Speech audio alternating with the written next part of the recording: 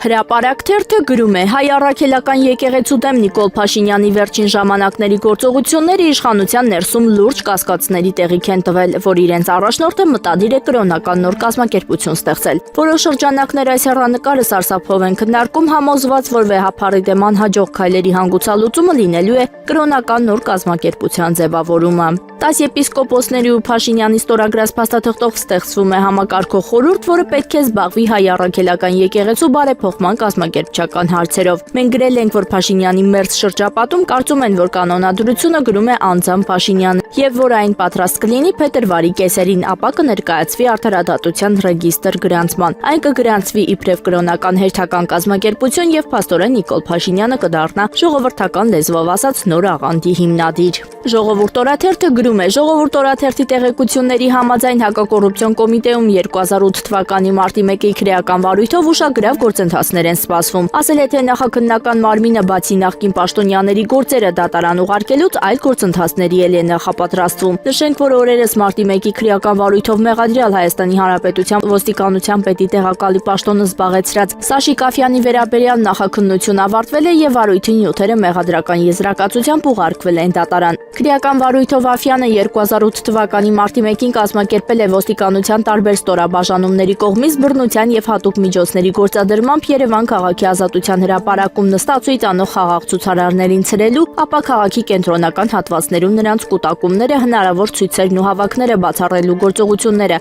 որի հետևանքով անձանց իրավունքներին եւ օրինական շահերին, հասարակության եւ պետության օրինական շահերին պատճառվել է էական վնաս։ Իրավունք թերթը գրում է. 3 Արամ Զավենիչի կողմից հոգեհանգստին վեհափար հայրապետի աչը համբուրելու փաստը հունից անելը ոչ միայն կաթողիկոսի դեմ անողոք արշավ հայտարարած ԿՊԱ-ականներին, այլ անձամբ Նիկոլ Փաշինյանին։ 3 ամբողջ գիշեր ըստ ԿՊԱ-ական աղբյուրների Փաշինյանը հրահանգներ է իջեցրել բոլոր ըստ աղբյուրի Կլյուչևոյ դեմքերին, կարմիր գծով հրահանգելով, փակել Արամի օթերը, որ հասկանա ինչ արժե կաթողիկոսի աչը համբուրելը։ Նույն աղբյուրի պնդմամբ Արամը եւս ցուցվանքի մեջ է, վերջինս թիմակիցների մոտ արդարացել է, թե այդ քայլին գնալու համար նրան բզել է եղբայրը զուտ խոր հոգեհանգիստը չհարամելու համար։ Ասում են, սակայն անգամ նրա կուսակիցներն են շոկի մեջ հայտնվել այդ տեսարանը տեսնելուց հետո։ Հրապարակ թերթը գրում է. հարսանիքների քեֆ ուրախություն խնջույքների մեծ սիրահար Նիկոլ Փաշինյանն իր թիմով շաբաթօրը հերթական խնջույքին է մասնակցելու։ Մեր տեղեկություններով այս անգամ ԿՊԱ-ականները հավաքվում են աչքալուսանքի։ Բանն այն է, որ Արփի Դավոյանի դստեր ծնունդը ԿՊԱ-ականները չէին նշել եւ հիմա լրացնում են այդ բացը։ Հատկանշական է, որ Դավոյանի դուստրը 2 ամսական է արդեն եւ աչքալուսանքի համար միայն հիմա են քեֆանում, հավանաբար հին հայկական ադաթով 40-ից հետո են որոշել նշել։ ԿՊԱ-ականները այս անգամ հավաքվում են Հատիս գյուղի Սարին ռեստորանում։ ԿՊ-ի մեր աղբյուրը պատմեց, որ այդ օրը սպասում են, որ Փաշինյանը իր տաղանդը ցույց կտա եւ ամբողջ թիմով կընկնդրեն Փաշինյանի կատարումը հարվածային գործիքների վրա։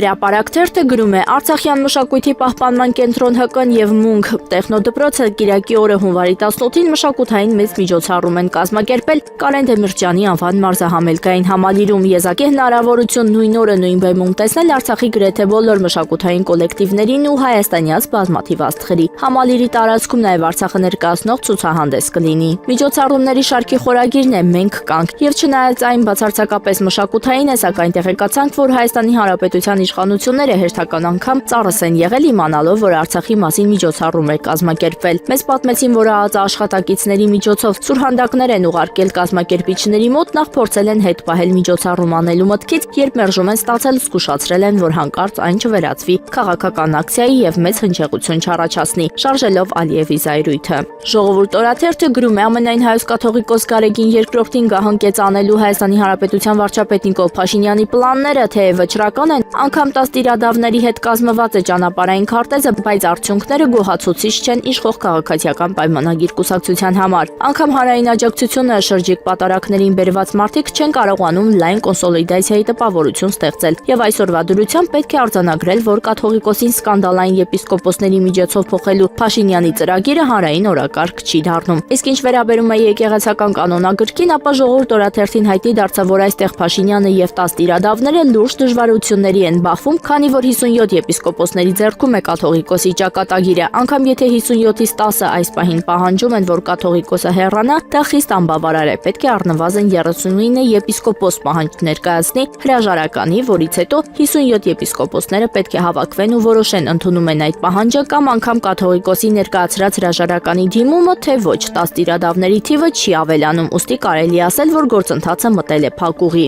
Իրավունք թերթը գրում է. Արցախի թեմի առաջնորդ Վրդանե Սրբազանը դարձել է լրիվ զգոյ արցախցիների շրջանում, բացի իր նեղ կրուկից ոչ ոք հետը հանդիպել անգամ չի ցանկանում։ Հիմա էլ սկսել է իր մտերիմների միջոցով տարածել, թե իրականում ինքը հոնիկոլական չէ, ուղղակի մտել է տասնյակի մեջ, որ պատեհ առիթի ներսից պայթեցնի տիրադավների անսամբլը, ասել է արցախցի աղբյուրը։